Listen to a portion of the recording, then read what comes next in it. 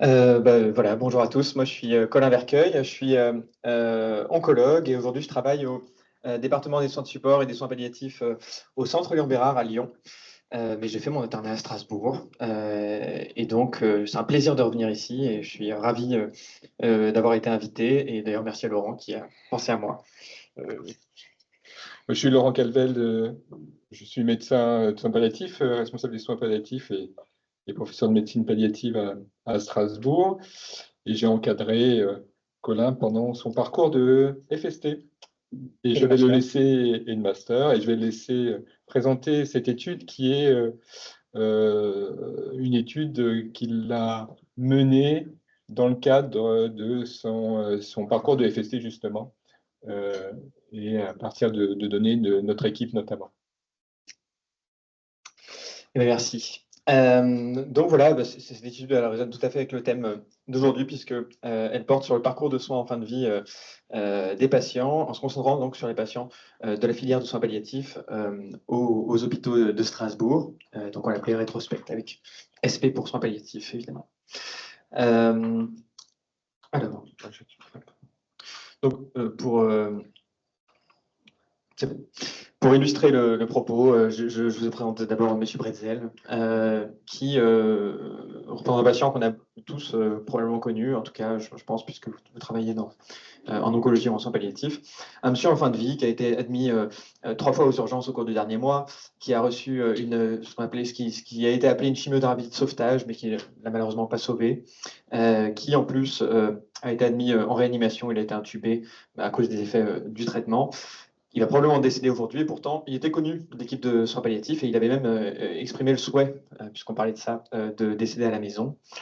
Et alors, voyant ce patient-là, comme lui, on s'est interrogé quelle prédisposition, qu'est-ce qui a favorisé un tel parcours pour sa fin de vie. Alors, euh, la littérature, elle a pas mal, depuis à peu près 20 ans, exploré ce qu'on a appelé les critères d'agressivité des soins en fin de vie qu'on a listé ici et dont on a fait le critère de jugement principal de l'étude, qui consiste en un passage d'urgence dans le dernier mois de vie, une admission en unité soins intensifs ou réanimation dans le dernier mois de vie, plus de deux admissions en hospitalisation conventionnelle dans le dernier mois de vie, l'exposition à des soins intensifs dans le dernier mois de vie, alors la chimio, la dialyse, l'intubation, le massage cardiaque externe, une prise en charge en soins palliatifs d'une durée, alors dans la plupart des textes, c'est moins de 3 jours, nous on a pris une semaine, un décès aux urgences, en soins intensifs ou en réanimation, et la plupart de ces études, comme la nôtre, on a pris un critère composite qui en fait correspond à l'un de ces critères pour évaluer l'agressivité des soins en fin de vie. Alors, en critère de jugement secondaire, on a pris en compte le lieu de décès. Alors, la chance qu'on avait dans cette banque de recueil de données, c'est que bien souvent, il y avait une case lieu de décès souhaité et bien souvent, on avait accès à ce que le patient avait pu exprimer entre euh, lieu, donc il y avait domicile ou hôpital, tout simplement. Voilà, donc c'est une étude de prospective, quantitative, rétrospective, pardon, qui s'est fait à partir du dossier médical partagé. On a pris un trimestre au cours de l'année 2020 et on a pris tous les patients décédés à ce moment-là pour analyser. Alors le recueil de données était assez complet. On a recueilli donc les caractéristiques des patients, bien sûr la pathologie principale. On s'est intéressé à savoir si le patient maîtrisait le français, était capable de communiquer au moment du premier contact avec les soins palliatifs. Le lieu de décès souhaité, on l'a dit. Concernant la demande, on s'est interrogé de quel type de demande c'est, qui était le demandeur, pour quel motif, et puis ensuite les critères d'intérêt, évidemment. Donc, ça faisait 116 patients sur ce trimestre, des patients d'un âge médian de 75 ans, avec une majorité d'hommes.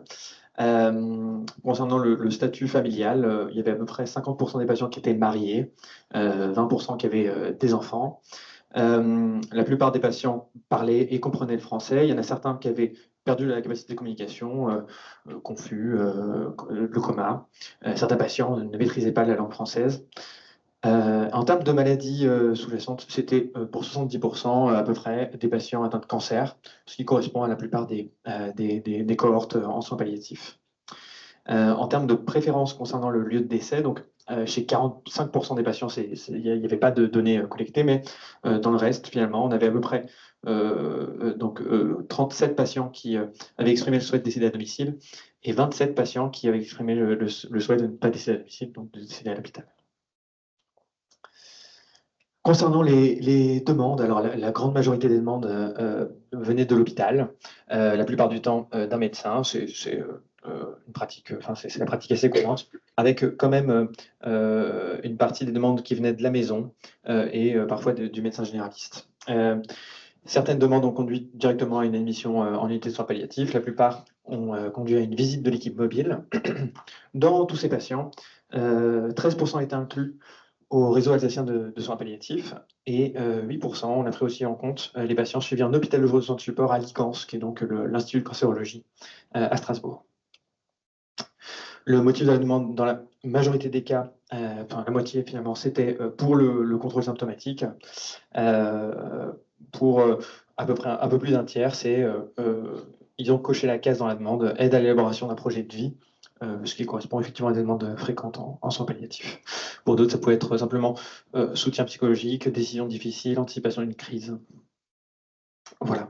Alors en termes de résultats, 15% des patients ont présenté un passage aux urgences au cours du dernier mois de vie. Et donc, on a pu, à travers une analyse multivariée, identifier les facteurs protecteurs de ce genre d'événements. Alors, en l'occurrence, les patients qui vivaient en institution et les patients qui avaient perdu leur capacité de communication étaient moins exposés au passage aux urgences, ce qui finalement peut s'expliquer possiblement par l'environnement permis par les EHPAD et les institutions. Alors, quand on a fait institution, on a fait EHPAD, c'était majoritairement des EHPAD, mais parfois des foyers logements. Et pour les patients non communicants, voilà, c'est souvent des patients qui sont déjà à des stades assez avancés de la maladie et pour lesquels on a aussi parfois une meilleure anticipation des parcours de soins.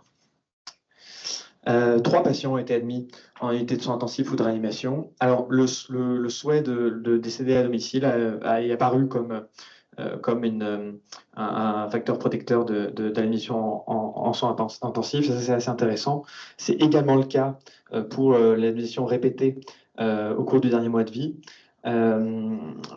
Et je crois que c'est également le cas du décès en service de soins intensifs, donc un décès aux urgences, en soins intensifs ou en réanimation.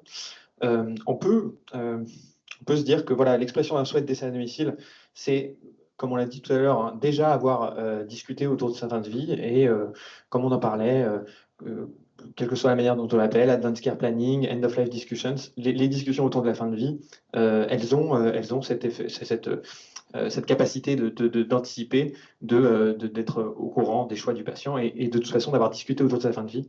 Donc je pense que c'est ce qui a permis effectivement de permettre d'éviter les décès aux urgences, les hospitalisations répétées en situation de fin de vie. Et de manière générale, donc, au cours du dernier mois de vie, on a 11 patients qui ont reçu de la chimio, de l'immunothérapie, 4 patients qui ont été dialysés, 2 patients qui ont été intubés, un patient qui a eu un massage cardiaque. Globalement, là, on retrouve comme facteur protecteur les patients non communicants. Les patients isolés socialement étaient moins exposés à ce genre de traitement. Alors voilà, on peut s'interroger, est-ce qu'il y avait moins de pression familiale à faire plus? C'est des questions qu'on peut se poser, d'autant plus que ce n'est pas nécessairement ce que l'on retrouve dans la littérature. Concernant les patients, il y avait 22 patients parmi les 116 qui ont été pris en charge dans la dernière semaine de vie.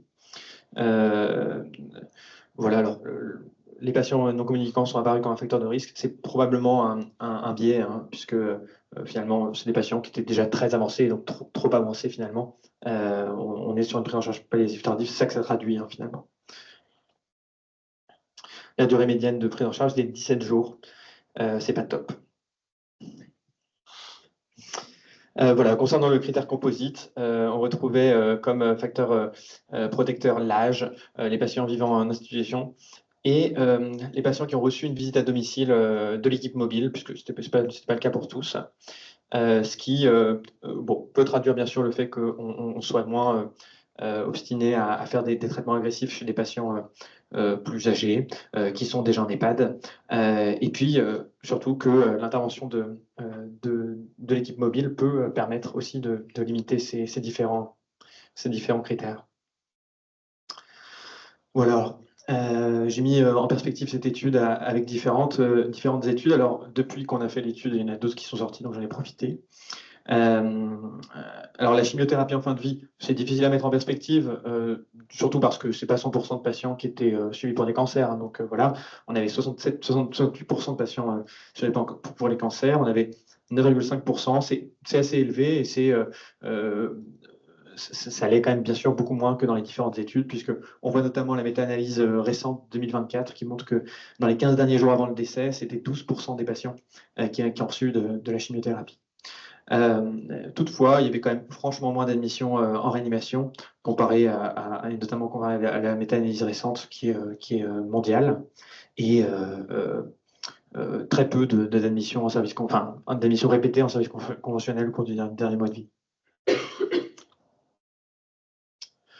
Voilà, alors, il y a certains critères qui n'ont pas montré d'association avec les différents critères d'agressivité, notamment le genre. La littérature, pourtant, me semble montrer plus d'agressivité des soins chez les hommes, alors peut-être qu'on n'avait pas assez de patients, probablement d'ailleurs. Peut-être aussi que la population précise qu'on a étudiée, qui est une population suivie en soins palliatifs, ne présente pas ce facteur de risque. Peut-être que ça se lisse une fois que les patients sont suivis par une équipe de soins palliatifs.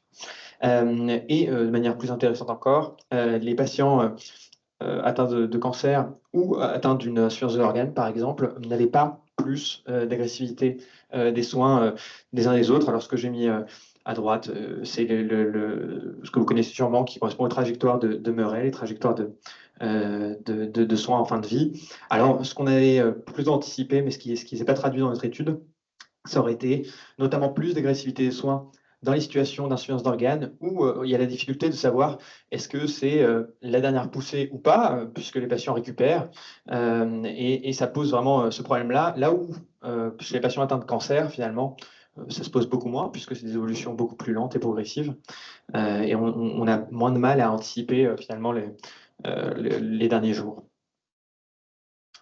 Alors voilà, maintenant on arrive aux critères de jugement secondaire qui finalement concorde beaucoup plus avec le thème de notre workshop aujourd'hui. Parmi les 116 patients, donc ça on l'a dit, il y en a 27 qui ont exprimé le souhait de décéder à l'hôpital, et en fait 100% de ces patients sont effectivement décédés à l'hôpital. Parmi les patients qui ont souhaité décéder à domicile, finalement ça s'est réparti à peu près à moitié, c'est-à-dire que dans cette population-là, la moitié des patients sont décédés à domicile effectivement, et puis la moitié n'ont pas pu le faire. Alors c'est beaucoup en fait, hein, c'est beaucoup. C'est plus que la population générale. Alors, dans le chiffre que nous avons tout à l'heure, c'est encore moins que ça, puisque moi j'avais seulement la donnée de 2019, mais apparemment en 2021, c'était 21%. Alors, c'est quand même notable, d'autant plus qu'il s'agit de patients qui ont eu besoin d'intervention de soins palliatifs, et donc des patients dans des situations cliniques particulièrement complexes, et pour autant qu'on a en tout cas réussi à aider à accompagner à domicile. Donc c'est intéressant de le noter.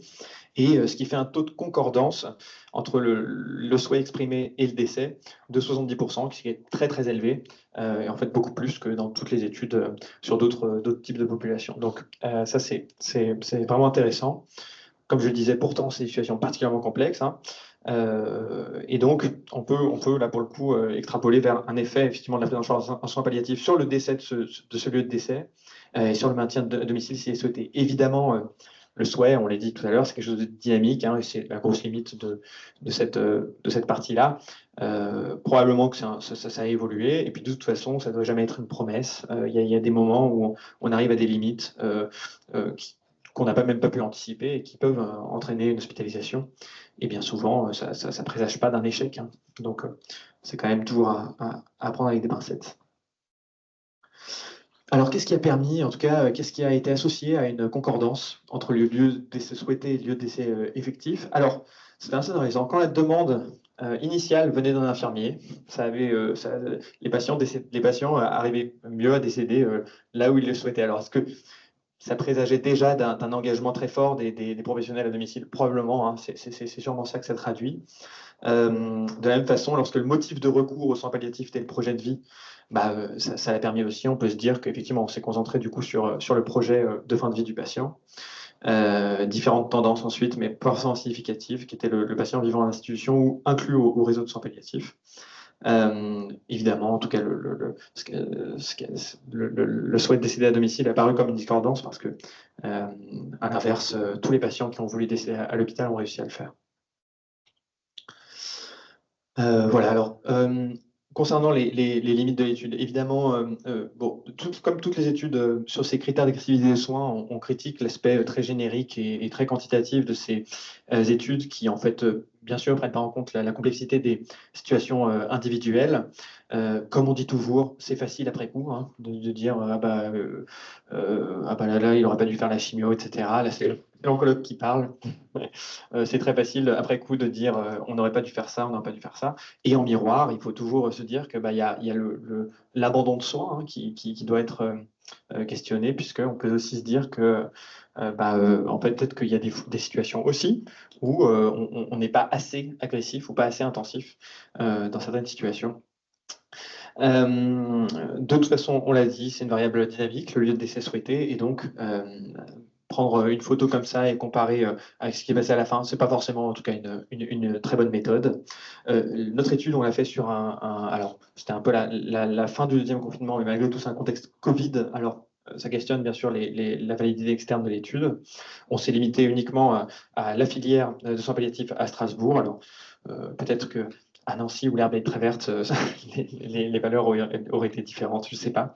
Et bien sûr, la puissance restait assez faible, puisqu'on avait seulement 116 patients. En conclusion, on identifie quand même un profil de patients moins exposés à des parcours de soins qu'on pourrait appeler erronés. Donc, c'est les patients, bien sûr, isolés, les patients âgés, les patients qui ont exprimé le souhait d'un décès à la maison, qui vivent en institution, ce qui invite à être particulièrement vigilant sur les monsieur Bretzel dont on a parlé tout à l'heure, qui finalement correspondent à des patients plus jeunes, patients qui sont à la maison entourés avec des bonnes capacités de communication, chez qui on risque d'être effectivement plus agressif.